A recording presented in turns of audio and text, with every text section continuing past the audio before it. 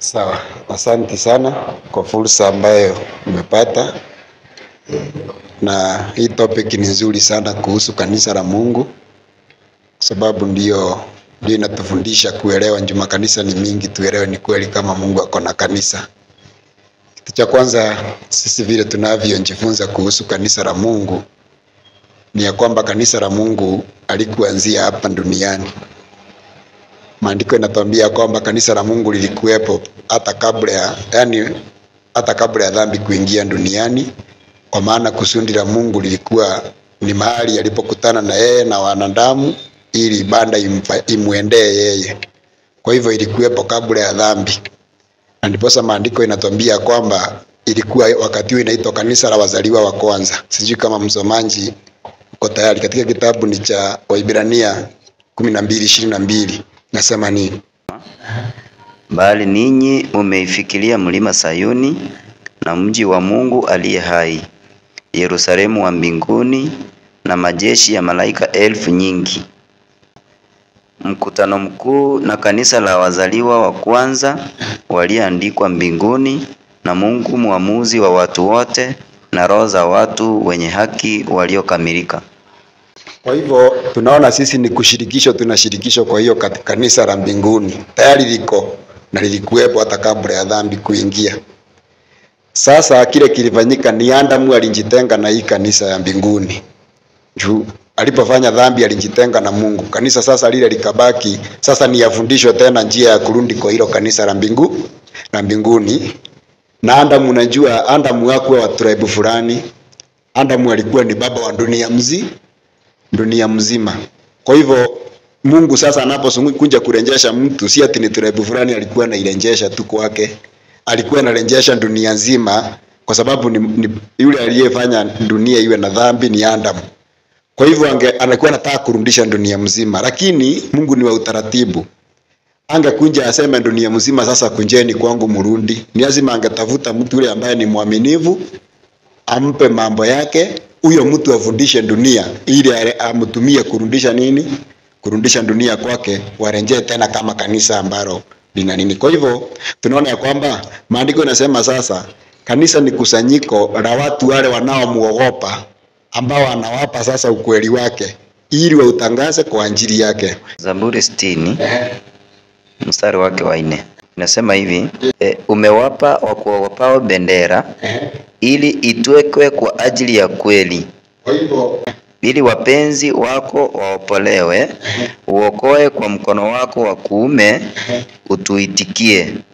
Kwa hivyo tunaona Mungu alianza kwanza kupea wale wanaomuogopa hiyo bendera ya ukweli, wale wamuogopao. Kwa hivyo alikuwa anaangalia ni nani anayemuogopa, anampea hiyo bendera ili itwekwe juu ya ukweli, ili aopoe wale wengine. Si ati huyo ndiye ako na maana kuliko wale wengine. Ni kama vile alipenda Yesu, lakini mambo yote Yesu alipokezwa, yote alikuwa afikishie wale wengine, ili sisi tuhesabiwe kuwa wana wa Mungu kupitia kwa Yesu. Kwa hivyo naro mwili wale alikuwa anachaguliwa na Mungu, ni wale wanamuogopa, alikuwa anawachagua, anawahifadhia na maarifa zake, ili wawe kama mawakili wake wa hizo maarifa, ili hiyo maarifa wamepewa na Mungu wafikishie wengine na wao wajiunge na wao. Si unaelewa? Na hiyo ndio ilikuwa inaitwa nini?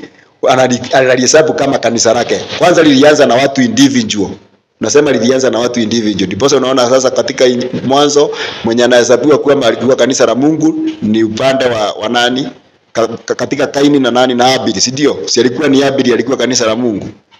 Kanisa la Mungu likaharibiwa na Kaini, si ndio? Likakunja Nuhu akawa ndiye kanisa la Mungu.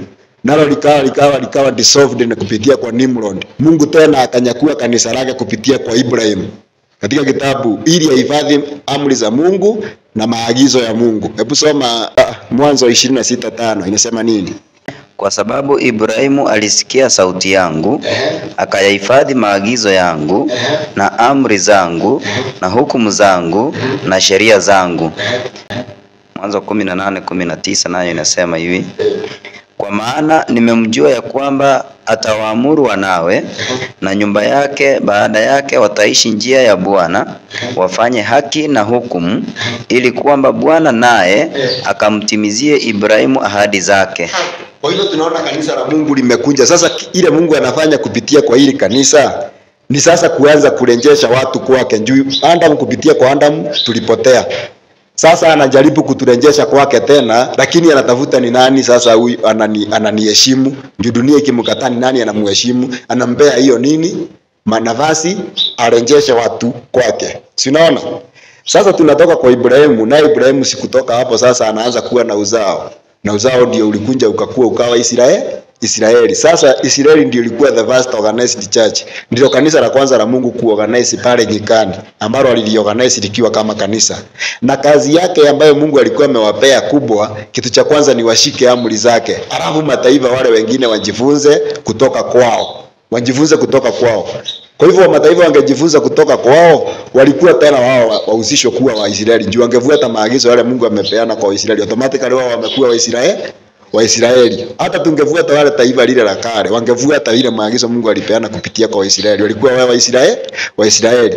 Lakini sasa ilikunja ikawa wale Waisraeli nao kuna mahali walivika, wakaonekana kana kwamba wamemkataa Mungu.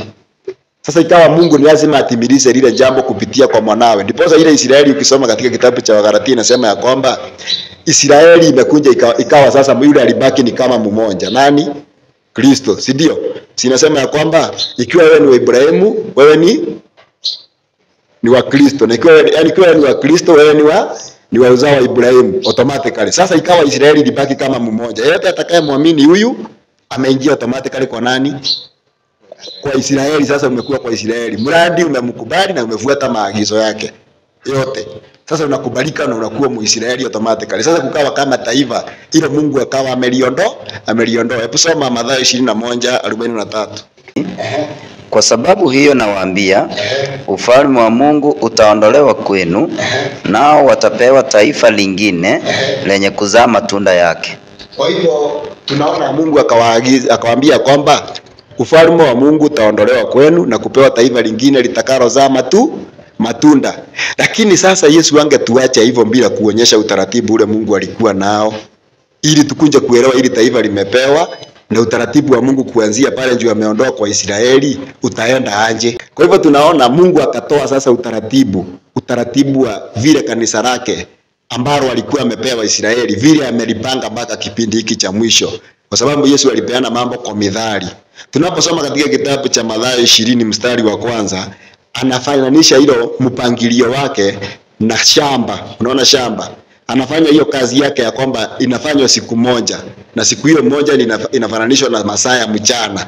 Unaposoma Yohana ngapi? 9:4, anasema inatupasa kufanya kazi ya Mungu kungali mchana. Na tena Yohana 11:9 anasema, hebu soma Yohana 9 anasema mchana. Yesu akajibu, je, saa za mchana si 12? Mtu akienda mchana hajikwai, kwa sababu aiona nuru ya ulimwengu huu.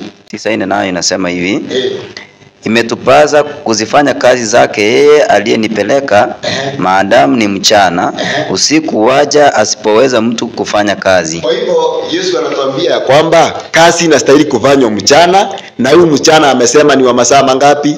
12. Kwa hivyo tunaona kazi ya Mungu inapofanywa, Yesu anaifananisha na shamba. Na hili shamba anasema ya kwamba ilipangwa kutoka na masaa haya mpaka masaa haya mpaka siku hiyo ikaisha yote vile Mungu alivyoipanga. Na tena saa hii watenda kazi ni nani? Na saa hii shamba ni nani? Juu wakati ule Isaia alisema ni nyumba ya Israeli, na saa hii tumeshirikishwa kuwa wana wa Israeli kupitia kwa nani? Kwa Yesu Kristo, si ndio? Sasa naye Wakorintho anasema ni nani, ama Paulo anasema ni nani? Wakorintho wa kwanza 3:9. Maana sisi tu wafanya kazi pamoja na Mungu, ninyi ni shamba la Mungu, ni jengo la Mungu. Kumbe sisi ni shamba la Mungu, sisi ni jengo la nani? La Mungu. Kumbe sisi tunaposhirikishwa sisi sote sasa, wewe personally, mimi personally, sisi ni shamba la Mungu, ni jengo la nani? La Mungu. Kwa hivyo yule anayefanya kazi hiyo ni Yesu. Sasa anafanya kazi yetu personally kwanza. Ili sasa tukiunganishwa, sasa tunaunganishwa kwa nini? Tunakuwa kitu kimoja, linatengeneza kanisa. Baada ya wewe kuundwa, tunakuwa na imani moja. Kwa hivyo kanisa ni imani, ni watu ambao wanaunganika wakiwa na imani moja, washikilie hiyo imani. Wako na hilo lengo ambalo Mungu aliwatia, wakiwa na lengo hilo moja la kushikilia hiyo imani yake. Wanakuwa watu wa kushikilia hiyo imani. Sasa ndio wanaitwa ndilo kanisa, muunganiko wa watu hao ambao wameshikilia hiyo pillars, wanakuwa pillars. Ni Timotheo wa pili wa kwanza 3:15 inasema nini? Lakini nikikawia upate kujua jinsi iwapasavyo watu kuenenda katika nyumba ya Mungu iliyo kanisa la Mungu aliye hai, nguzo na msingi wa kweli. Kumbe kanisa ni nguzo na msingi wa kweli. Kumsingi tunajua ni kile kitu kina pila, yani pila inasimamia hivi, inasimama, inashika kitu kiko juu yake, si ndio?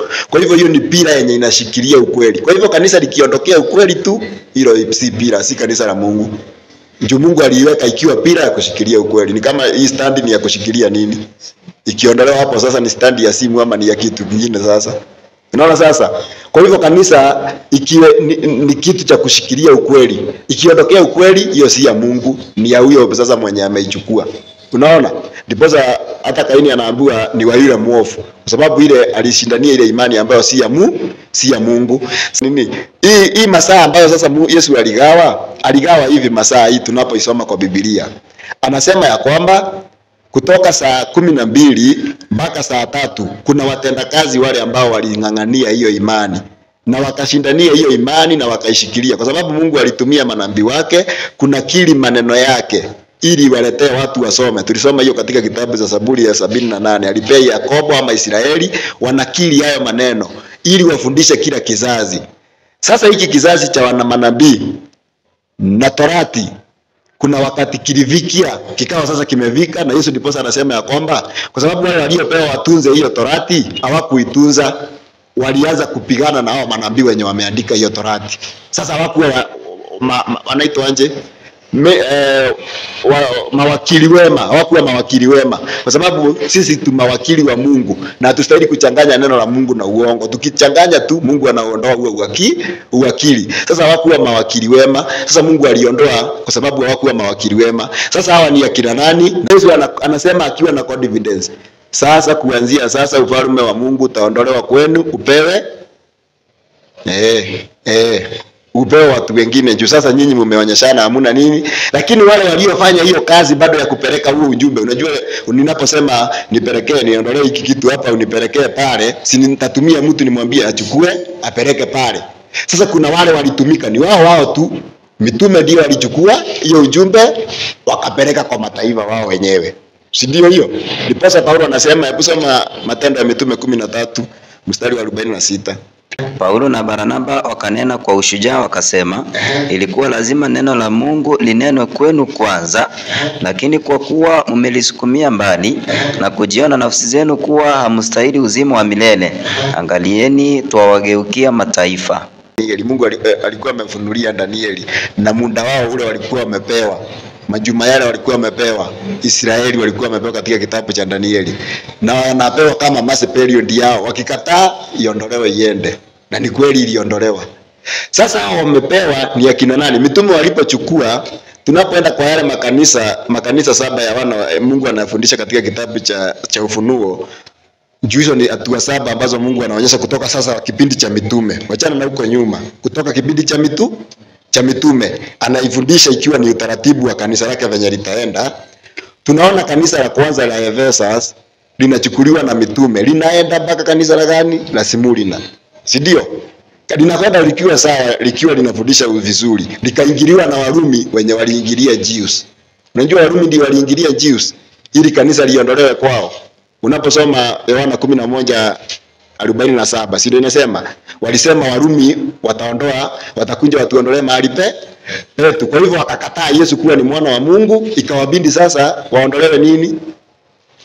Waondolewe ufalme juu amemkataa sasa mpango wa Mungu ule alikuwa amepanga. Sasa nao hii kanisa kutoka Ephesus mpaka Smyrna, mitume walikuwa waaminifu na wale wote walichukua ujumbe kutoka kwa mitume, lakini likaingiliwa katika kipindi cha Thyatira ama ni Pergamo ikanyakuliwa na Warumi tena. Kipindi hicho kikawa cha giza kubwa, Thyatira mpaka Smyrna. Pergamo ikawa ni kipindi cha giza, kimechukuliwa na Warumi, kanisa likawa limedissolve kulingana na unabii. Sasa kuanzia pale kanisa tena likaanza kurejeshwa katika Salinde, kipindi cha Salinde, wakati Mungu alianza kuinua ambao ni wana matengenezo ambao waliitwa kama Martin Luther, wakaanza sasa kurejesha kanisa tena. Juu ni kipindi hicho kilikuwa cha dark, kilikuwa cha giza kubwa.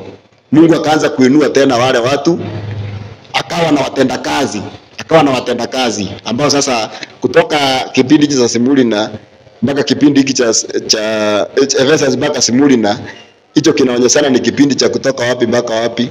Saa 3 mpaka saa 6, si ndio? Ili sasa hawa Salinde nao wakunje wachukulie saa 6 mpaka saa 9, si ndio? Ambayo inaenda hii kipindi kinakuja kinashikana na kina William Miller, kuna kuja kitu inaitwa Great Disappointment. Kuna kuja kitu inaitwa Great Disappointment. Kuna kuwa sasa watu wamekuva moyo, nasema hivyo kwa sababu najua wengi wenu mmesoma unabii, mnajua historia. Kwanza kama mzee najua alikuwa msabato, anajua mambo wa nini wa SD, anajua hiyo mambo. Kwa hivyo kukawa giza kubwa. Sasa hii giza watu kwa sababu walirudi nyuma na wakawithdraw kwa imani. Kile sasa kanisa likakunja likarudi nyuma, ikabidi sasa Mungu ni ainue wale watu, sasa aanze kuinua watu wengine. Yes, kama vile aliinua mitume, si aliinua mitume katikati ya wana wa Israeli. Mitume walikuwa tu wana wa Israeli akawainua. Sasa hata wao wenyewe si watu wengine waliporudi nyuma, aliinua tu kwa baadhi yao wenye walibaki, akainua kama vile aliinua mitume watendakazi wengine. Kukaonekana kuna kanisa liliinuka hapa. Kutoka hapa Great Disappointment ilipoingilia, kuna kanisa liliinuka hapo, ambalo sasa tunalisema ni la Seventh Day Adventist Church. Ni kwa nini gani tunaweza prove kwa Biblia ni kwamba ni Seventh Day Adventist Church? Ni kwa sababu kuna jambo Mungu alikuwa ametabiri kupitia kwa manabii wa Biblia. Alikuwa ametabiri ya kwamba kipindi hicho kutatokea, atafunua ukweli mwingi wa kuelewesha watu. Na ni kweli kipindi hicho watu walielewa ukweli wa Mungu zaidi. Na yule ambaye alitumika kama nabii alikuwa msabato wa Seventh Day Adventist. Sasa inaonekana ni kweli kanisa hilo liko katika Sasa hebu tusome katika kitabu hicho tuone kama ni hivyo Mungu alikuwa ametabiri.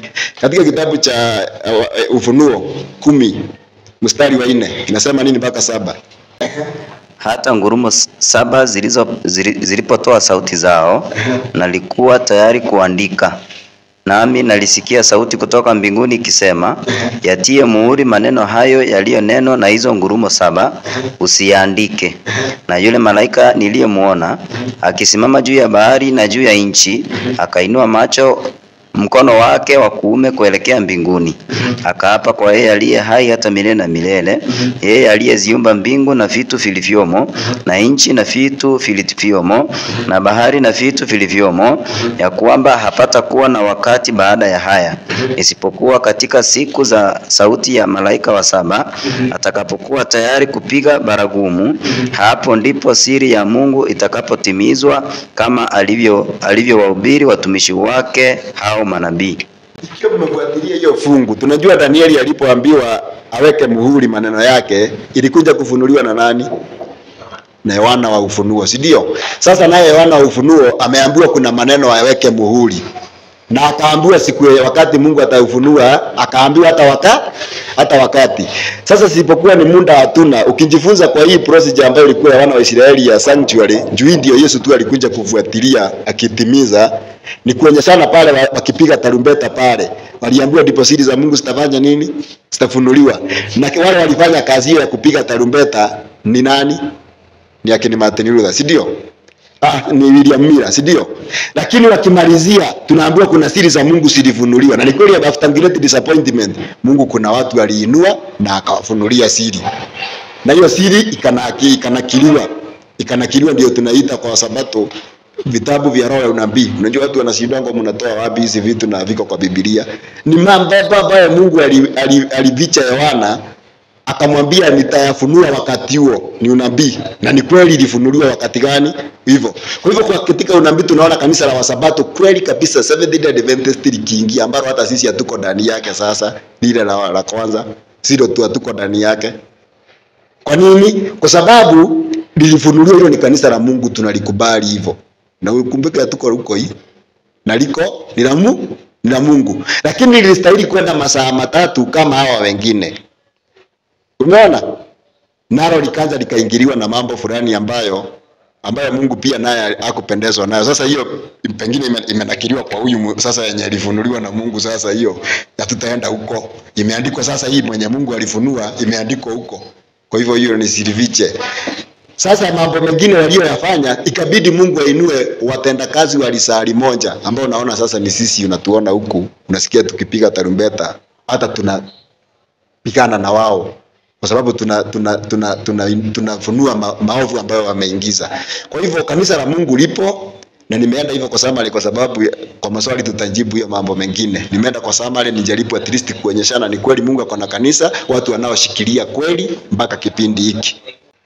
Kwa hiyo imani. Kwa hivyo tunaposema kanisa la Mungu lishindanie imani, linashindania imani ya kwamba Yesu ni mwana wa Mungu, hiyo ni kigezo kimoja. Na hiyo ambacho kimekataliwa hata na kanisa la Seventh-day Adventist. Ndio anasema Yesu si mwana wa Mungu hakika. Ni mwana wa Mungu kwa kufanyika. Lakini sisi ambao tunaona tunahubiri, tumetoka huko tunahubiri ujumbe huu, tunaamini ya kwamba Yesu ni mwana wa Mungu hakika. Na kwa hiyo tunapingana na wao kwa sababu wao wameingiza mafundisho ambayo hata Ellen White hawakuamini. Wale ambao walifunulia ukweli huu wakati kanisa la Mungu lilikuwa dissolved hawakuamini hivyo. Wao wanakubaliana na mafundisho ya Wakatoliki. Mtu mwingine akija na jambo lingine atuelezee lingine, sasa sisi hatupo. Na kushinda ulimwengu tunashinda kwa sababu ya kuamini hiyo imani ya kwamba Yesu ni nani? Ni mwana wa Mungu. Na hiyo ndio ilifanya Wasabato waondolewe, kwa sababu hawaaminishi dunia hivyo, wanawaaminisha kivingine, wanawarudisha kwa Warumi ambako Mungu alitutoa. Kwa hivyo hiyo imani yetu ndio inashinda ulimwengu. Na hiyo imani ni gani? Ni ya kwamba Yesu ni mwana wa nani? Wa Mungu. Sawa, nafikiri umeweza kutumia muda wako vizuri, na umeweza kutumia dakika 30. Kwa hivyo ningependa pia kupeana dakika 30 kwa upande mwingine, ili pia waweze kutoa hoja zao. Asante. Kwa hivyo 30 minutes. Kwa hivyo saa 4:52 itakuwa tunasimamia pale. Asante. Kusema mambo ya kanisa la Bwana, kuna mambo mawili ningetaka tuwe pamoja. Moja ni jina kanisa, church. Church na assembly different. Kusema kanisa ni nini na assembly. Kanisa ni church. Kusema church ni kusema kuna building. Kienda kwa dictionary ni building ambayo tunapata hata register ya kuregister kama inaitwa PCA ama EIC ama yoyote mtasema ama vile wanasema, na inakuwa na katiba ambayo serikali inakupa nafasi katika nchi yoyote ndio ufanye nini, uhubiri maneno yako ukitumia hiyo. Kwa hivyo kusema kanisa ama church inakuwa na building. Na kuna assembly. Assembly ni watu ambao wenye hiyo imani. Hiyo ndio inaitwa assembly. Kwa hivyo hiyo ndio tofauti ile nataka tukienda usikie vile mimi nitaongea juu ya church na bila ya assembly. Sasa nitakwambia naongea juu ya assembly. Assembly ni kusema ni kusanyiko, si ndio? Na nikisema church ninasema kanisa ambayo iko na ni nyumba na ile kila kitu na serikali inaijua, na iko na inasemekana nimepewa ruhusa, ninajiita fulani ninahubiri wapi, na nina katiba yangu ya vile nitakuwa nikihubiri. Ndio nisihubiri maneno ambayo serikali haifanyi nini, haitaki. Unajua watu ni wa serikali. That's why people are registering church. Na ndio naona serikali ikikuja inaweza funga nyumba, lakini haiwezi funga sisi kuassemble na kuongea mambo ya Bwana. So I'm talking about naongea mambo ya assembly sasa. Sasa kuna hii Bwana Yahshua Messiah alikuja katika hii dunia. na kabla alikuweko tangu zamani, na kuna hiyo assembly, yani kusanyiko lake, na ndio watu wengine wanaita kanisa. Ndio nasema, nikisema ndio watu wanasema ni kanisa, lakini nasema assembly. Hiyo ni kusema kusanyiko la Bwana, ambayo Bwana anasema mimi ndimi kanisa. Na kusema hivyo ni kusema kuanzia zamani, sababu hisi tumesoma, kwa hivyo siwezi ongea sana deep, taongea kwa sababu mnajua maneno. Kuna hii inaitwa Old Testament. Old Testament kama vile mnaonyesha pale, Old Testament ni Bwana aliweka, na ikawa na altar. Altar ni pahali ya kuwekea, kuchomea dhabihu na kila kitu, si ndio? Inapelekwa kwa altar, na hiyo Bwana ndio alikuwa ametengeneza, na alikuwa watu wake wanakuja hapa wana assemble. Hata ukiangalia wakati wa Nuhu, wakati wa Ibrahimu, wakati wa Noa, alijenga tu madhabahu ya akafanya nini, ya kuongea na Bwana akiwa hapo. Hata wakati tuna Yakobo, wakati alienda huko, mawe ile alimwagia mafuta, akasema nimeona hapa, naona malaika, naona hapa Bwana ako, na anafanya nini? Anafanya madhabahu hapo, na anafanya nini? Ana worship, anaongea na Bwana akiwa hapo. Hiyo worship, yani maneno ya kuongea na Bwana, hiyo tunasema ni altar, na hiyo ndio Bwana anaijenga, ndio awe anaongea na sisi. Sasa katika hiyo agano la kale, Bwana ndiye alitengeneza hiyo madhabahu, na watu wakasema sasa Waisraeli wanasema hii ndio hekalu. Hekalu ni kusema hapa ndio Bwana tunaenda, tunafanya nini? Tunakutana naye, sababu mambo yake na kila kitu yake iko wapi? Iko hapa. Wanaenda wanakutana na Bwana hapo. Hiyo ilikuwa ni Old Testament. Sasa hiyo kanisa la Bwana vile alikuwa amejenga, na watu walikuwa wanaenda hapo, na yeye akasema sasa ni mimi ilikuwa ni ahadi ya kuwatoa Misri kuwapeleka Canaan, si ndio? Na wakati wa Canaan kuna kile waliahidiwa huko, kusema tukitoka Misri tuende Canaan, utatufanyia nini? Nitampatia mashamba, mtakuta asali na maziwa, si ndio? Hiyo ilikuwa agano kutoka wapi? Ama walikuwa wameambiwa nini? Si hiyo ndio walikuwa wameambiwa watapata wakienda huko. Lakini kuna hii tunasema covenant, ama inaitwa agano. Agano ni kitu ile mnaelezana na mtu. Sasa Bwana anaeleza watu nitamfanyia nini, nitamfanyia nini. Sasa hii agano jipya, kuna mambo mengi ambayo tutayapata katika agano jipya. Sababu agano ikiwa ni jipya, kuna maneno na mwenye kuendesha hiyo agano jipya. Sababu ile tunaona ni Musa, na hiyo imekuwa kuukuu, na kumekuwa na nini? Na ujue katika hiyo iliambiwa kuukuu, kuna hata amri 10 ziko wapi? Si ziko huko kwa hiyo agano ya kale. Sasa tukiingia katika hii ingine agano jipya, sababu ndio sisi tuko sasa, ndio tuone kanisa ama assembly ya Bwana. Tutasoma katika kitabu cha Ibrania 3 mstari wa 1 mpaka wa 4. Kwa hiyo ndugu watakatifu wenye kuushiriki mwito wa mbinguni, mtafakarini sana mtume wa kuhani mkuu wa maungamo yetu Yesu, aliyekuwa mwaminifu kwake yeye aliyemweka, kama Musa naye alivyokuwa katika nyumba yote ya Mungu. Kwa maana huyo amehesabiwa kuwa amestahili utukufu zaidi kuliko Musa, kama vile yeye aitengenezaye nyumba alivyo na heshima zaidi ya hiyo nyumba. Maana kila nyumba imetengenezwa na mtu, ila yeye aliyevitengeneza vitu vyote ni Mungu. Yeye aliyevitengeneza vitu vyote ni Mungu. Sasa unaona, tunaambiwa sisi ambao tuna mwito tufikiri mambo ya mtume na kuhani. Ameambiwa mambo mawili, yeye ni mtume na ni kuhani, na ni kupewa sifa kushida Musa, si ndio? Kwa vile yeye ni wa kupewa, yeye ana nguvu ama ni mamlaka makuu kuliko ya Musa, si ndio? Na tunawaambia kwanza ni mtume nani kuhani. Hiyo mambo ni mawili. Yeye ni mtume na kuhani. Sababu katika Agano Jipya lazima kuwe na nani ametumwa. Ametumwa nini? Ni kuhani wa namna gani?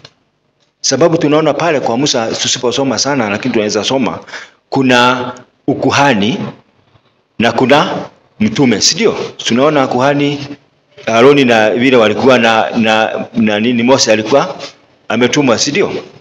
Sasa katika hii tunaona sisi ambao tunafikiri mwito wa Bwana, tunaambiwa tufikiri na tutapakari mambo ya Yahshua Mesaya aliye mtume na kuhani. Sasa nataka tuone kama yeye ni mtume na akiwa ni kuhani, lakini wacha tuome mstari wa 6 kwanza. Hiyo Waebrania 6.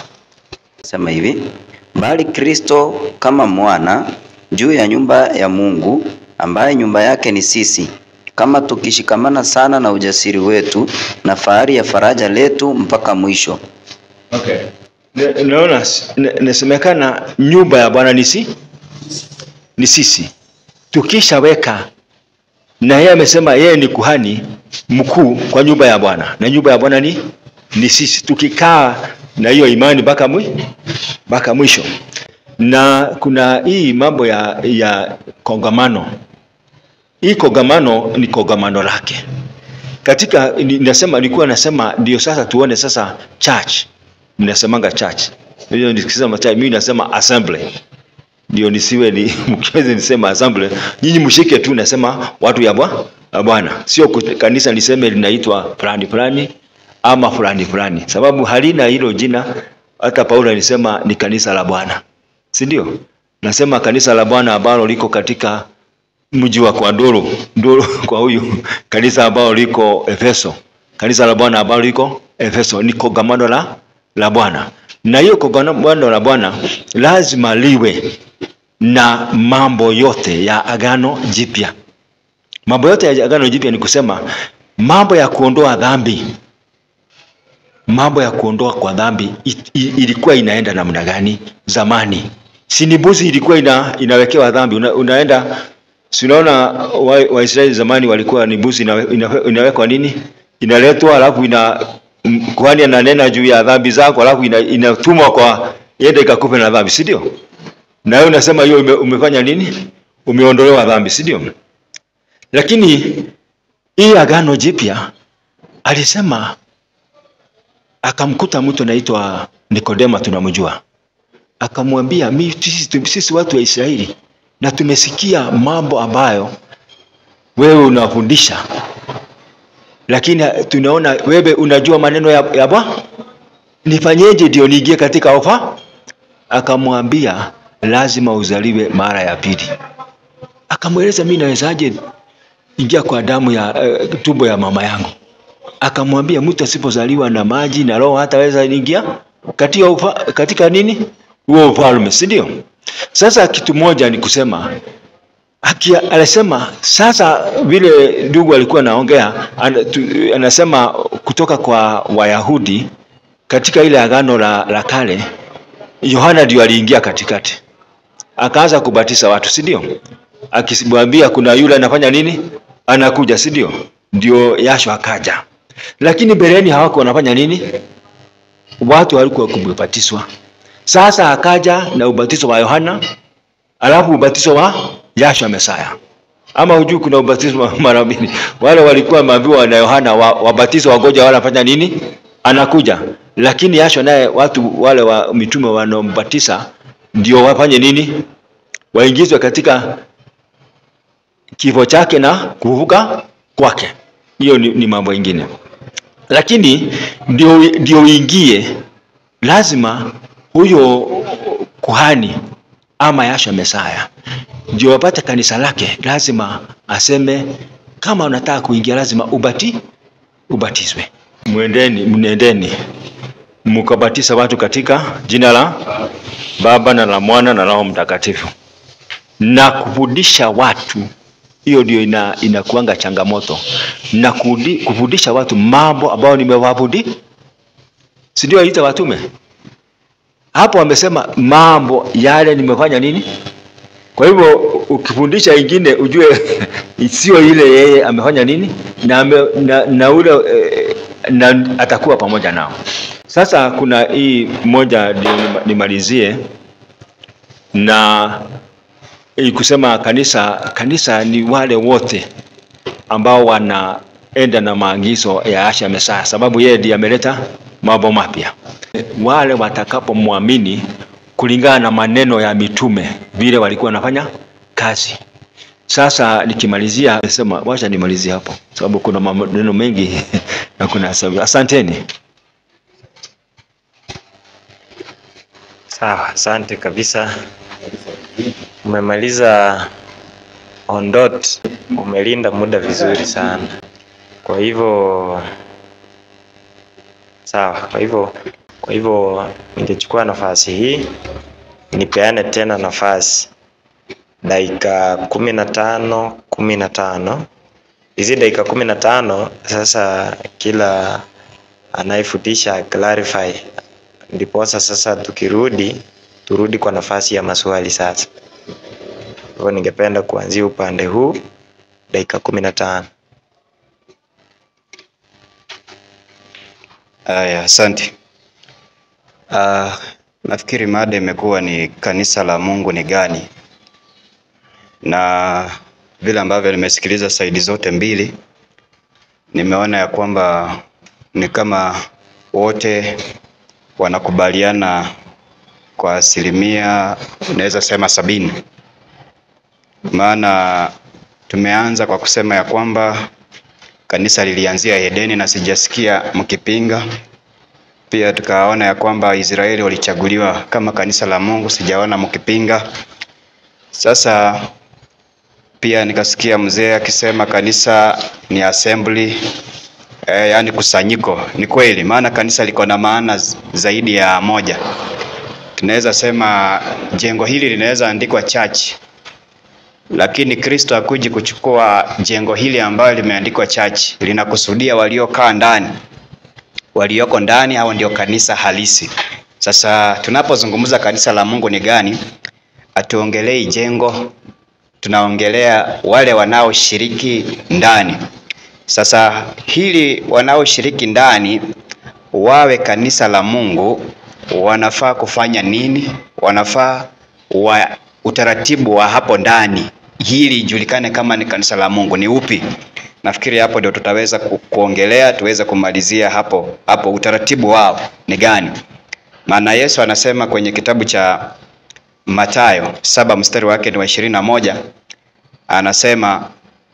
anasema si kila mtu aniambiaye Bwana Bwana atakaye ingia ama atakaye pokea uzima, bali ni yeye afanyaye mapenzi ya Mungu. Inamaanisha kanisa la Mungu linajulikana kwa kufanya mapenzi yake vile ambavyo amewekea utaratibu. Wengi wanaweza wakafungua makanisa, wengi wanaweza wakawa na mkusanyiko mbalimbali, lakini kama hawafanyi mapenzi ya Mungu, hao si kanisa la Mungu. Hao si kanisa la Mungu. Jambo la pili, kwenye kitabu cha Waefeso 2 mstari wake ni wa 20, kanisa la Kristo ili lifanye mapenzi ya Mungu, ya baba yake, lazima waangalie, waelekezwe. Ndio naona Waefeso 2:20 nasema tumejengwa juu ya msingi ya mitume na manabii na Yesu Kristo akiwa jiwe kuu la pembeni. Sasa msingi wa kanisa la Mungu duniani imejengwa juu ya mitume, manabii na Yesu Kristo. Ina maana gani? Tunaangalia mapenzi ya Mungu kupitia hawa mitume, hawa manabii na Yesu Kristo. Yaani tunafata mafundisho yao. Maana sisi ni kizazi cha mwisho. Hatuwezi tukakuja tukasema wacha tuweke kanisa yetu bila kupewa mwelekeo. Mungu ametupa mwelekeo. Sasa ningependa nisomewe kitabu cha Yakobo 5. Yakobo 5 mstari wake ni wa 10. Ndugu, watuaeni manabii walionena kwa jina la Bwana, wawe mfano wa kustahimili mabaya na wa uvumilifu. Kwenye hilo andiko tunaambiwa tuwatazame manabii walionena kwa jina la Bwana, wawe mfano. Tunapojifundisha kwao, hatujifundishi kwao kulima, wala tujifundishi kwao kufanya biashara. Maandiko yanaposema tuwatwae wawe mfano kwetu, inamaanisha tunafaa tuangalie waliabudu Mungu yupi, ibada yao ilikuwaje, ili wakaweza kumpendeza Mungu. Tunaangalia mapenzi ambayo Mungu aliwafunulia. Hiyo kitu cha kwanza ambacho tunafaa tuweze kuelewa. Jambo lingine, kanisa la Mungu ni kanisa ambalo lazima liwe na amri za Mungu. Kwenye kitabu cha Ufunuo 14:12 inasema, hapa ndipo penye subira ya watakatifu au wazishikao amri za Mungu na imani ya Yesu. Imesema subira ya watakatifu. Watakatifu hao, Holy Assembly, watakatifu, kusanyiko takatifu hao. Kwa hivyo kanisa la Mungu pia linajulikana kwa kushika amri za Mungu. Kwa hivyo kanisa la Mungu huwezi kaitenga na amri za Mungu, na bila amri za Mungu hawawezi wakaitwa watakatifu. Maana watakatifu kulingana na Biblia wamejulikana kwa kushika amri zake. Jambo lingine, kwenye kitabu cha Matendo ya Mitume 13 mstari wake ni wa 46, tunaona kweli zamani kanisa ilikuwa ni Israeli. Kanisa ilikuwa ni Israeli, lakini walipokosa kutii neno la Mungu, Kristo alipojaribu kuwakusanya, baadaye wakakataa kukusanywa na Kristo, wakakataa kurudi kwa misingi. Kristo alikuja akaachana na wao. Hebu tusomewe hiyo andiko kwanza. Paulo na Barnaba wakanena kwa ushujaa, wakasema, ilikuwa lazima neno la Mungu linenwe kwenu kwanza, lakini kwa kuwa mnalisukumia mbali na kujiona nafsi zenu kuwa hamukustahili uzima wa milele, angalieni tuwageukia mataifa. Hao ni mitume hao baada ya Kristo kuja. Maana Kristo alitangulia kuja akajaribu kuambia na kuwakusanya warudishe. Kwanza si Yesu alitangulia, ni Yohana aliyetangulia awarudishe, maana walikuwa wamesahau, wametoka nje ya mpango wa Mungu, wametoka katika msingi wa Mungu. Sasa Yohana alipokuja, kwanza aliwaita enyi kizazi cha nyoka. Enyi kizazi cha nyoka, msidhani ya kwamba baba yenu ndiye Ibrahimu. Baba yenu ndiye Ibrahimu. Maana walikuwa wanasema sisi tumezaliwa na Ibrahimu, sisi ni wana wa Ibrahimu, lakini kumbe hawakukuwa na imani ya baba yao Ibrahimu, hawakukuwa. Kwa hivyo Yohana akawaambia, zaeni mkazae matunda ya pasayo toba. Alafu baadaye akawaambia, yuko nyuma yangu hajai, ambaye sistahili hata kuguza kamba za viatu zake. Sasa Yohana akawajaribu kuwarudisha. Yesu alipokuja naye akasema, sikutumwa ila kwa kondoo nyumba ya Israeli waliopotea. Inamaanisha Yesu anapokuja tayari Israeli walikuwa wamepotea. Si kupotea njia kama hii yenye tunajua barabara, hapana. Walikuwa wamepotea kwa masuala ya imani. Hiyo ni Mathayo 15 mstari wake ni wa 24. Akasema, sikutumwa ila kwa nyumba ya Israeli, kondoo waliopotea. Lakini wamepotea na hawakujua kama wamepotea wao. Yohana anapaza sauti, wengi hawakumuelewa. Yesu anapaza sauti, wengi hawakumuelewa kama wametoka ndani ya kanisa la Mungu. Maana wameishi kulingana na wanaishi kulingana na utaratibu wao. Hawakuwa wanaishi tena kulingana na utaratibu, ama hawakuishi kwa mapenzi ya Mungu ili waendelee kuwa kanisa la Mungu. Ndio naona Yesu anasema kwenye kitabu cha Mathayo 23:36 anasema, amina nawaambieni, mambo haya yote yatakuja juu ya kizazi hiki. Yerusalemu, Yerusalemu, uwauaye manabii na kuwapiga kwa mawe wale waliotuma kwako, ni mara ngapi nimetaka kuwakusanya pamoja watoto wako, kama vile kuku avikusanyavyo pamoja vifaranga vyake chini ya mabawa yake, lakini hamukutaka. Kwa hivyo Kristo naye alipokuwa anazunguka Galilaya, alipokuwa anazunguka Nazareti, anazunguka Yerusalemu hiyo yote, kwa Wayahudi wote, anaenda mpaka Samaria. Kumbe ilikuwa ni njia ya kuwakusanya, kuwaeleza ukweli, kuwarudisha kwenye misingi ya kweli, waelewe mapenzi ya Mungu ili waendelee kuwa kanisa la Mungu. Lakini hawakutaka. Maandiko yanasema hawakutaka, lakini hamukutaka. Yesu anaendelea kusema kwenye mstari wa 38, anasema, angalieni, nyumba yenu mmeachiwa hali ya ukiwa. Nyumba yenu, na hiyo nyumba tunaelewa ilikuwa ni Waisraeli wanaotoa ibada ya kweli wao, ambao walikuwa wanatoa katika nyumba ya hekalu, sanctuary, temple, ambayo ilikuwa wamejenga pale. Sasa Nini maana ya nyumba kuachiwa ukiwa? Inamaanisha Kristo ataondoka, atawaacha. Hawatakuwa tena na roho wake. Kristo hatakuwa anawaelekeza tena, watabaki wao. Alafu anaendelea kusema, kwa maana nawaambia hamtaniona kamwe tangu sasa hata mtakaposema amebarikiwa ajaye kwa jina la Bwana. Kwa sababu ya Waisraeli kukosa kumwamini Kristo na kukubali kurejeshwa na Kristo, basi kuanzia wakati huo Israeli ikakosa kuwa kanisa la Mungu. Kristo akaanzisha kanisa, ama akawavuta katika kanisa lake wanafunzi 12 na wengineo wote walioamini. Sasa hao ndio wakawa kanisa la Mungu, wala sio Israeli tena. Maana Israeli amewambia nyumba yenu imeachiwa ukiwa, yani amewaacha hata ambatana nao. Sasa kanisa kuanzia hapo, kanisa la Mungu ikawa ni kanisa la mitume, ambalo ni kanisa la Mungu, kanisa hilo.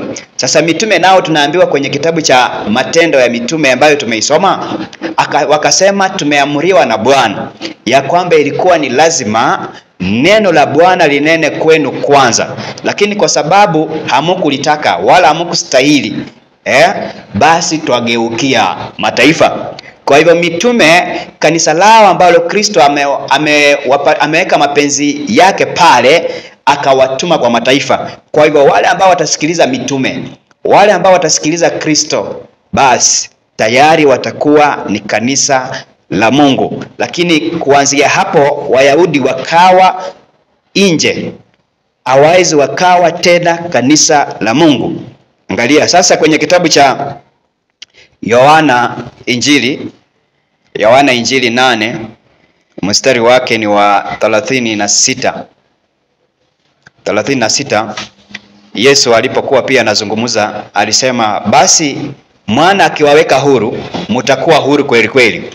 Haya maneno ni Yeshua alikuwa anaongea na Wayahudi, anawaambia mimi mwana wa Mungu nimekuja ili niwaweke huru, nanyi mtakuwa huru kweli kweli. Kwa hivyo walikuwa ni watumwa kipindi Yesu anazaliwa. Israeli walikuwa ni watumwa. Israeli ambayo Musa aliwacha kama kanisa la Mungu, Israeli ambayo ilikuwa imechaguliwa iwe kama kanisa la Mungu, lakini wakati Yesu anazaliwa tayari walikuwa ni watumwa wa Shetani.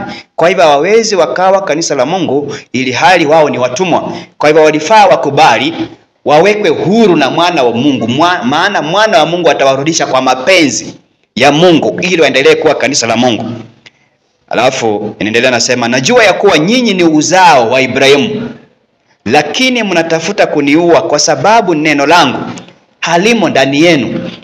Jambo la pili, neno la Kristo halikukuwa ndani ya hawa Wayahudi.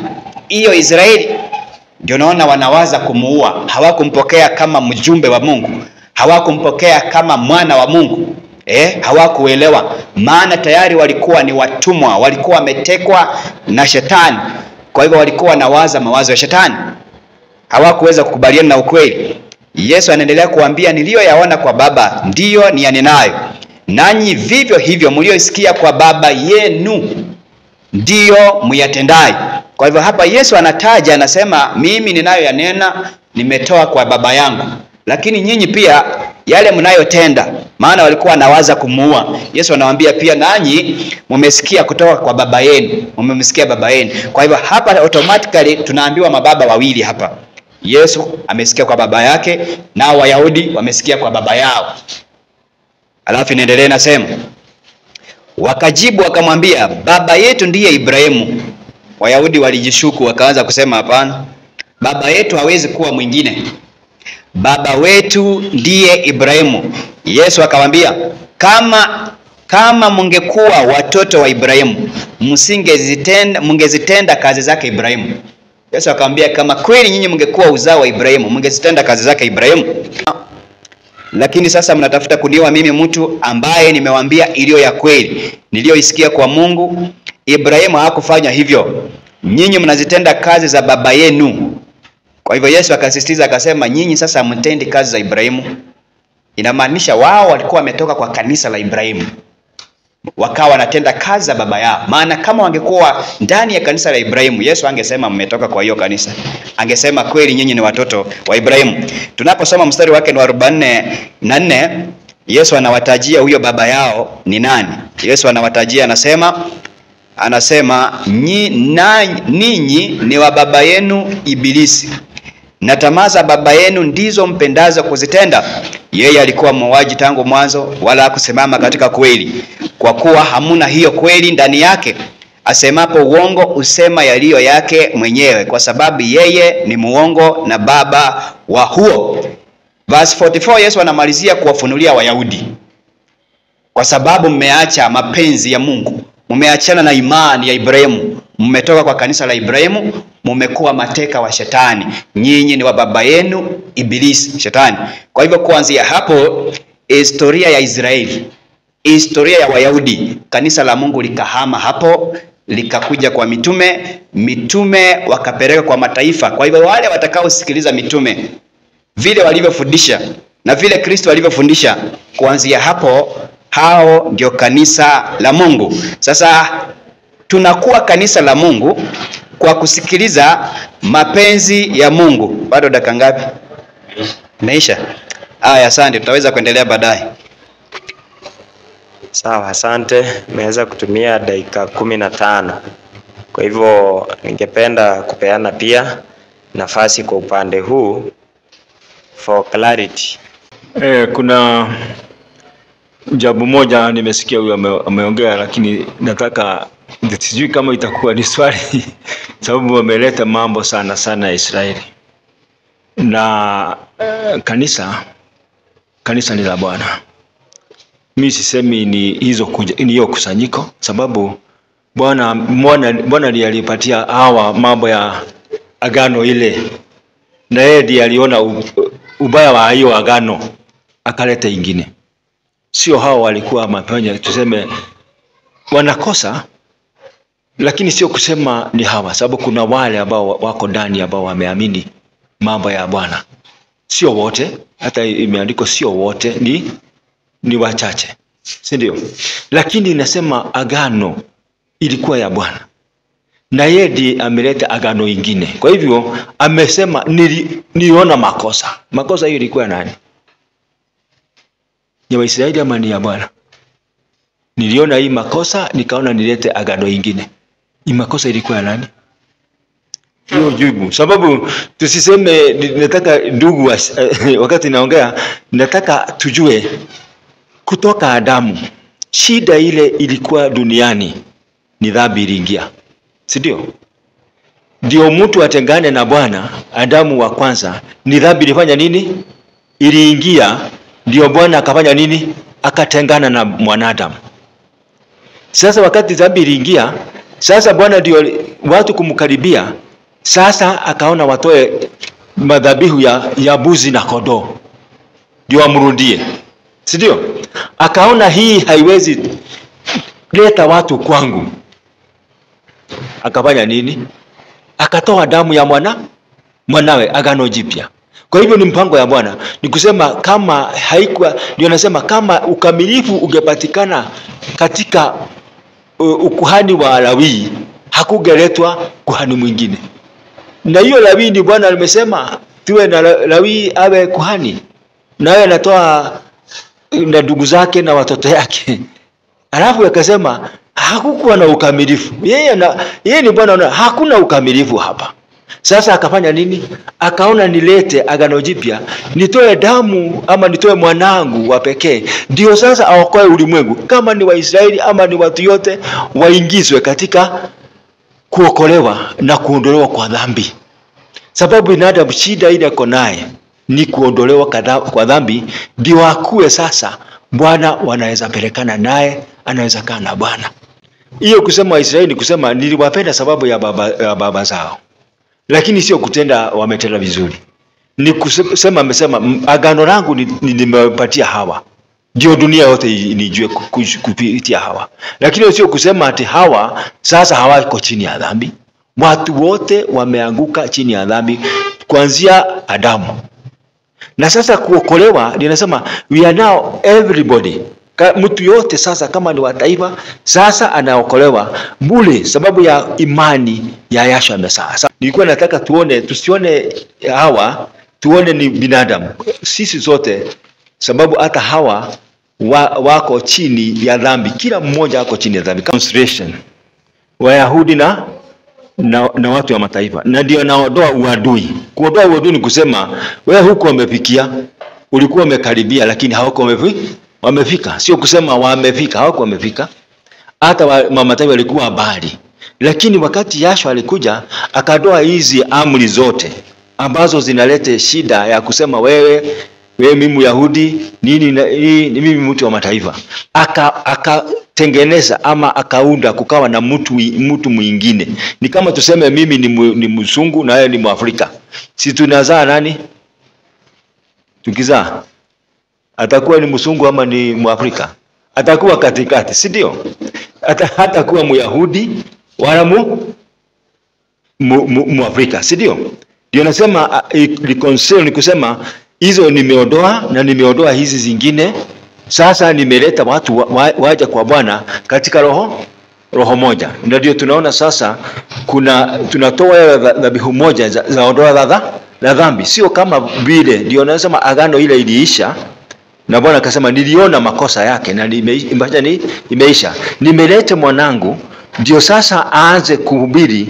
Ndio nasema aanze Yerusalemu ahubiri sasa maneno yake kwa mataifa yote. Ndio unaona hata Wayahudi kama Nikodema anaenda usiku, sababu nasikia hii maneno hatuko nayo na nitafanyaje ndio niingie. Na alikuwa mwalimu wa Wayahudi. Hiyo ni kusema ni kitu kingine mpya imeletwa na kazi na mafikirio ya Bwana aliyeumba mbingu na vyote. Ni sisi tutoke kwa dhambi. Kama ni Myahudi ama ni nani, binadamu atoke kwa dhambi. Na ndio akatoa mwanae wa pekee. Naye mzaliwa na Yashua amezaliwa kwa mfano. Tuwe mfano aliyetuumba. Sababu hakuna Myahudi aliumbwa hivi na mzungu hivi. Ni Bwana aliwaumba. Na sasa sababu ameingia katika dhambi, anafanya atoe dhabihu ile inafaa zaidi. Ndio sasa iwe nini? Ndio sasa watu warudi kwa Bwana. Na katika hiyo huwezi sema mimi ni Mkikuyu. Ndio nasema huwezi kuja hapa ukiwa ni Mkikuyu uanze kutufundisha mambo ya Kikuyu vile mnatahiri, ama wewe ukiwa ni Mkamba uleta mambo ya Kamba hapa. Hapa ni mambo ya Mesaya. Sababu tumezaliwa ni kama vile unaona anasema kanisa lake ni kama vile unaoa bibi, si ndio? Ukiwa bibi anakuja kwako, anapata jina lako, anazaa watoto yako, anaitwa na nani? Na wewe, sio? Hiyo ni kibinadamu, si ndio? Hawezi sema sasa mimi ni kwetu ni pale, tunatoa mali yote tunamtoa wapi? Anakuja kwako. Anaanza hata jina ni lako, hata mali ni zako. Si ndio? Sababu umefanya nini? Umetoa mali. Hata yeye alitoa damu yake ndio sisi tuwe watoto walie juu zaidi. Na hapo hakuna Myahudi, hapo hakuna Myunani, lakini Mesia na wote. Sababu yeye ndiye aliambiwa, nikimalizia katika uzao katika kitabu cha Isaya 53:10 nasema, lakini Bwana aliridhika kumchubua, amemuhuzunisha. Utakapofanya nafsi yake kuwa dhabihu kwa dhambi, ataona uzao wake, ataishi siku nyingi, na mapenzi ya Bwana yatafanikiwa mkononi mwake. Ya mambo ya vile alipigwa na vile alifanywa, ndio Bwana alimwachilia, kamwambia hata utatoa mwili wako na utoe iwe dhabihu, ndio utapata uzao. Na huu uzao sio kusema na Waisraeli, sio kusema na Kikuyu. Huu ni uzao wa Masihi. Hiyo ni kusema huyu mtu anasema mimi ni fulani na nimenunuliwa na hiyo damu, na mimi sio Mkikuyu, na siwezi kuja hapa niongee mambo ya Kikuyu, na siwezi kaa na watu nieleze Kikuyu anafanya mzuri namna gani, sababu nilitoka huko na nikakuja hapa nikazaliwa na nikatolewa kila kitu. Ndio sasa nianze fanya nini? Ndio naona Paulo anasema hata askari akienda akitolewa huko kwa askari huko kwa vijiji huko, aingie kwa askari. Kuna maneno, kuna jamaa mwingine alienda huko kwa mjeshi, jeshi anashukuru kwa jeshi. Ati kuna maswali mtu anaulizwa swali moja, ulikuwa unafanya kazi? Nasema ndio. Kuna deni na yako imewachwa huko? Nasema ndio. Fulani yako na pesa yangu, ingia hapa kwa gari. Anapeleka wewe mpaka huko huyu. Si unajua huyu? kuna pesa yake, lete patia yeye. Na hawezi toka hapa mpaka upatie hawa hiyo pesa. Sababu pahali unaingizwa hutaki tena urudi pande ile nyingine. Unatakiwa ndio mambo yote ya kijeshi ama mambo yote ya kumjua Bwana iwe ndani yako. Na uwe sasa ukiongea unaongea mambo ya huyo. Hiyo ndio nasema sisi tumeitwa sisi sote. Lakini lazima tuone huyu ambaye alikufa sababu ya dhambi zetu. Na dhabihu yake Bwana akasema hii nimeisikia na ni mzuri, watu watakwa sababu shida ni dhambi. Shida sio maneno hii yote. Shida ni dhambi. Vile itaondolewa. Na kuna jambo moja nasema mambo ya sheria. Hii sheria tunaona kama amri 10. Kuna sababu yake ilipeanwa kwa nini? Kwa nini watu wapewa sheria amri 10? Ukituza amri huwezi fanya nini? Huwezi sema ati mimi ninatuza amri, nasema hii ni ya kujulisha watu mambo ya dhambi. Lakini ukijua utafanya nini? Na iko katika moyo wako. Ndio tunahitaji damu ya Yahshua Mesaya ndio fanya nini? Iondoe hiyo dhambi. Asanteni. Asante. Nafikiri sijui sasa labda ni kipindi cha maswali na majibu, lakini sasa bado sijui kama wengine wamekuelewa, maana sijaelewa kama yani tulikuwa tunaongelea kanisa haswa ni gani na inafaa ikuwe aje. Sasa kipindi cha maswali, na kwa hivyo kuna dakika 3 ya kuuliza swali. Kwa hizo dakika 3 pia unaweza clarify ama unaweza zungumza ukiuliziana swali. Umeinua mkono na pia mtumishi, kwa hivyo sawa. Sasa mimi niko na swali kwa sababu nimewasikiliza katika Waefeso 4:4. Biblia inasema hivi: mwili mmoja na roho mmoja, kama na mlivyoitwa katika tumaini moja la wito wenu. Biblia inatuambia kwamba mwili wa Kristo ni mmoja na roho ni mmoja na tumaini ni moja. Sasa kwa mujibu wa venye najua kuna mambo niliraise na sikuona kama yamejibiwa. Kwa sababu niliraise ya kwamba kuna vile utaratibu wa kanisa umekunja kwa kulingana na unabii. Na ni kweli vile vigezo umesema vya kanisa ya Mungu ni kweli tumekubaliana ndizo hizo. Sasa swali langu linakuja, pengine unaweza kataa kujibu hayo yote, na lakini vigezo vimeonekana vimelingana. Sasa na tumeambiwa kanisa ni moja na roho ni mmoja. Kwa hivyo hatustahili kuwa katika kundi kako pale. Yes, vigezo ni the same na vigezo hivi ni the same, lakini si kanisa moja. Sijui kama unanielewa. Lote ni la Kristo lakini si moja. Afadhali useme yes, mafundisho ni moja na wao watu wote ni kitu kimoja, wanaelewana kila kitu, hata wanaweza shiriki hata Pasaka pamoja na mambo yale mengine yote. Lakini Yesu wako kwa mahali pengine, lakini wote ni wamoja, wanashakutana hata wafundi wasome pamoja. Hiyo inaweza eleweka. Lakini ukisema sisi tuko kando na nyinyi mko kando, lakini vigezo vyetu na vyenu ni mmoja, sio ni makanisa mawili. Sasa nauliza, tulikuwa tunauliza kanisa la Kristo ni lipi? Sasa kila kanisa huku linasema ni sisi ni kanisa la Mungu, sisi ni kanisa la Mungu. Sasa hii makanisa yote iko huku ni ya Mungu kweli? Na ikiwa si ya Mungu, ndio tulikuwa tumeuliza kanisa la Mungu ni gani na tunaweza litambua aje kwa sasa? Na ikiwa hizo vigezo ndizo kanisa la Mungu, kwa nini basi hatuko pamoja? Asante. Nafikiri umeweza kutumia dakika 2. Sijui kama dakika 1 itatosha ama nipeane tu.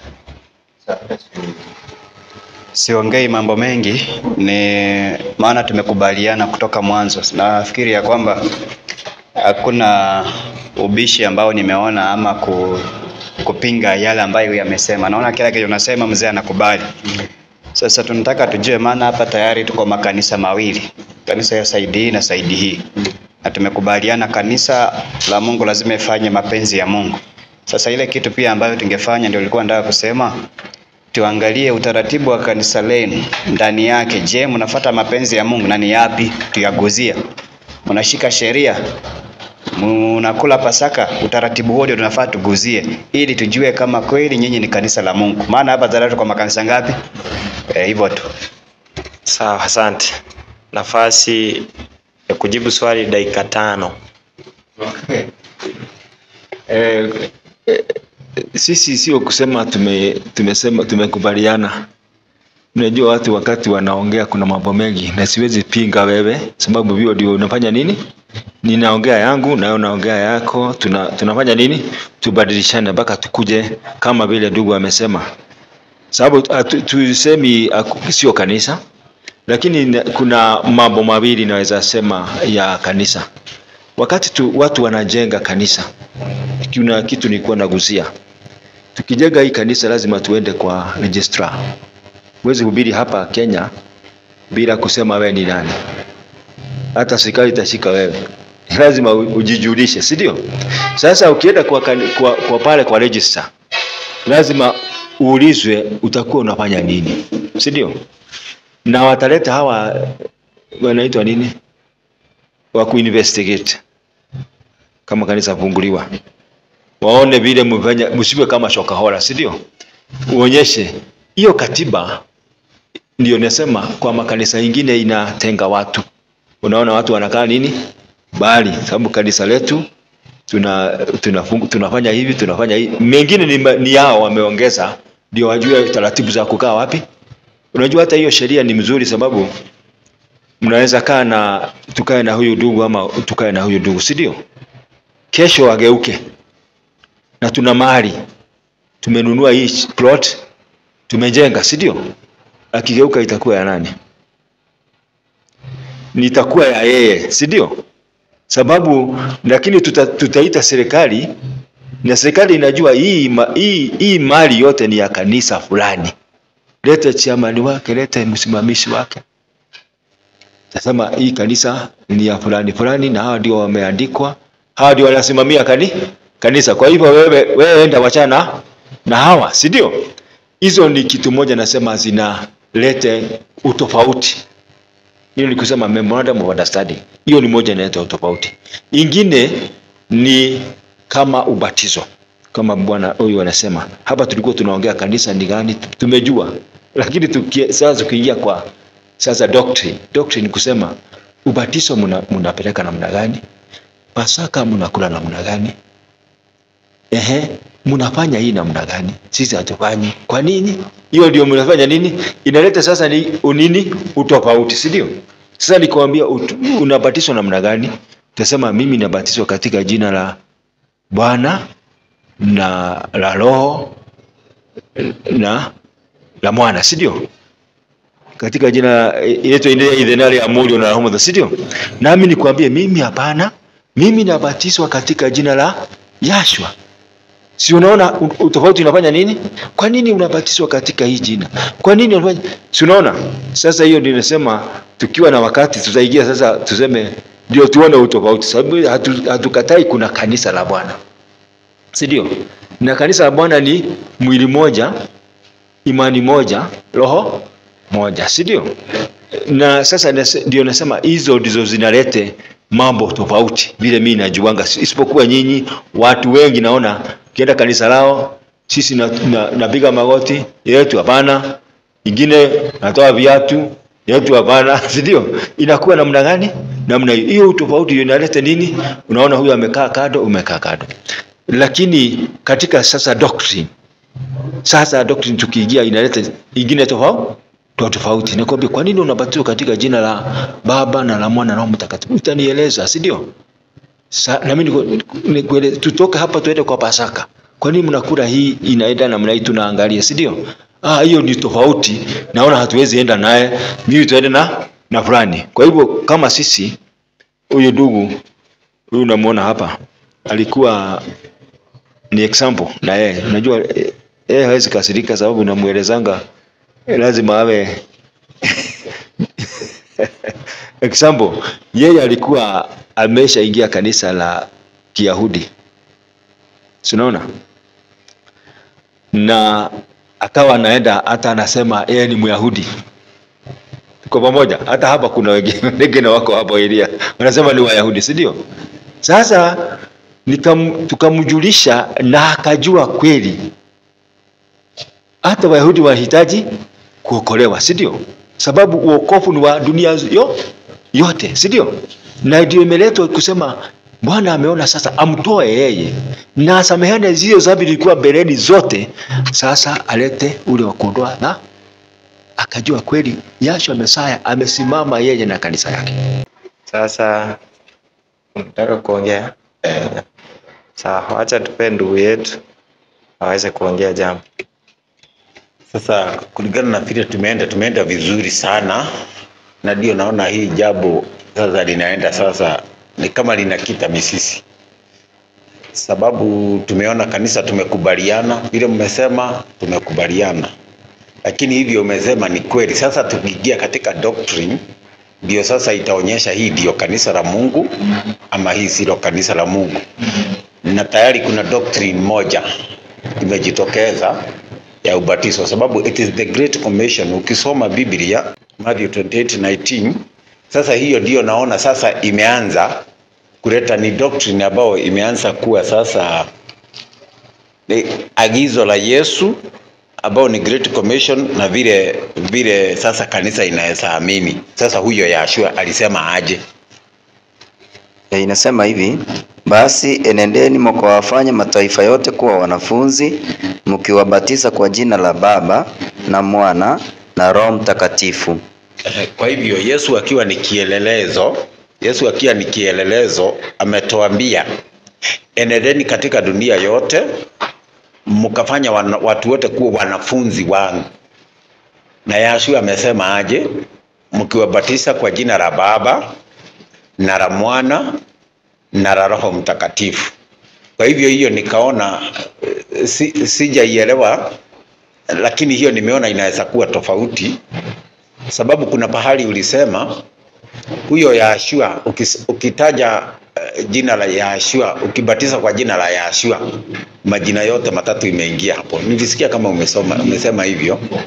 Imesema hivyo. Kwa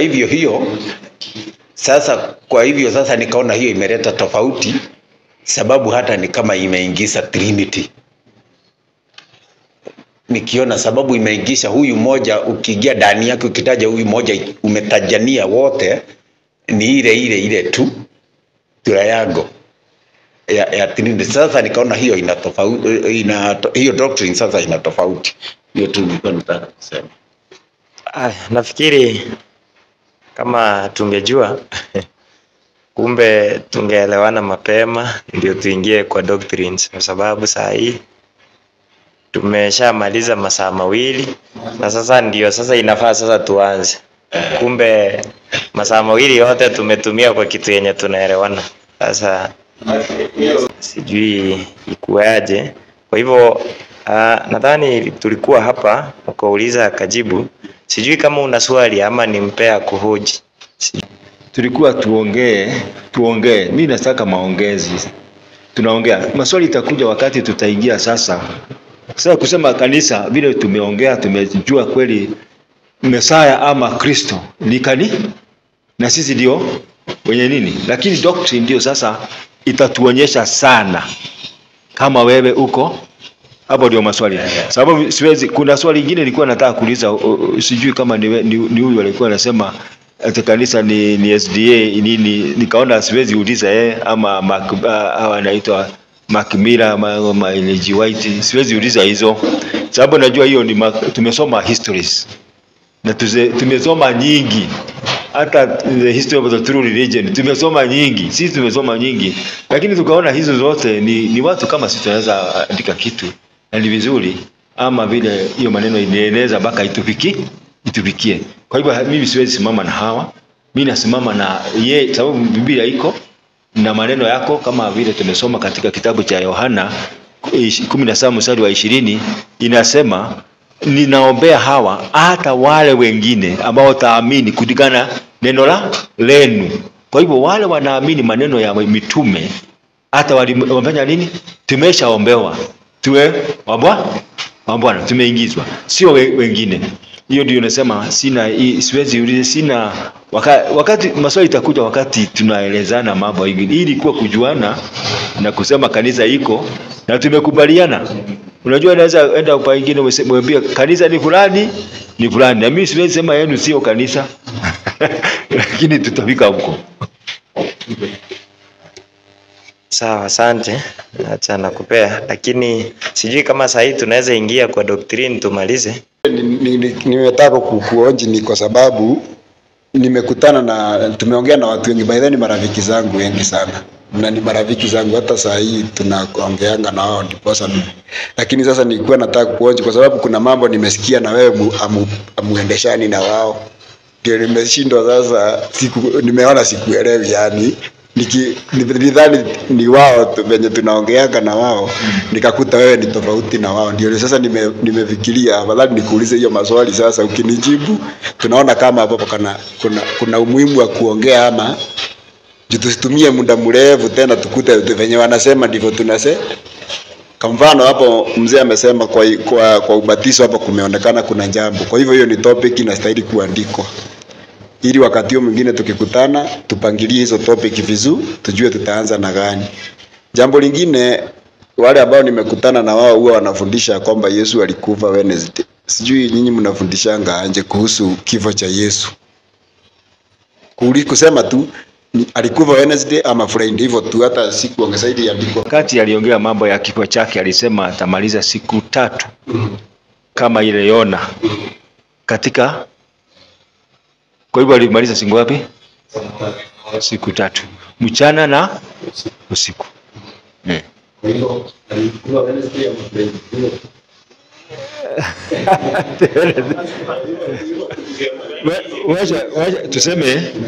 Tuseme sasa tunaona yani tuseme alikufa Wednesday.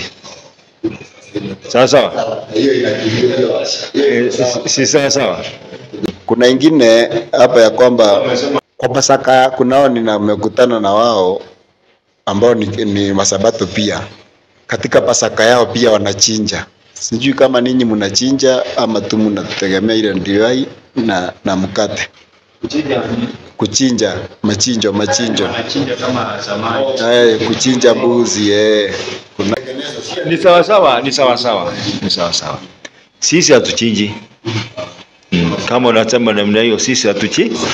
Sababu Pasaka yetu imeshatengenezwa na tunachukua mwili wa Bwana na damu yake. Tunaenda kwetu nyumbani. Hatuna mambo mengine inapita hapo. Na sisi hatuendi mbinguni. Unajua ni swali vizuri. Sisi ni wa hapa nchini. Ni sawa hiyo.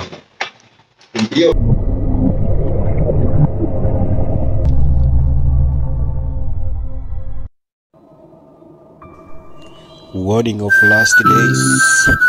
Sauti ya ukweli.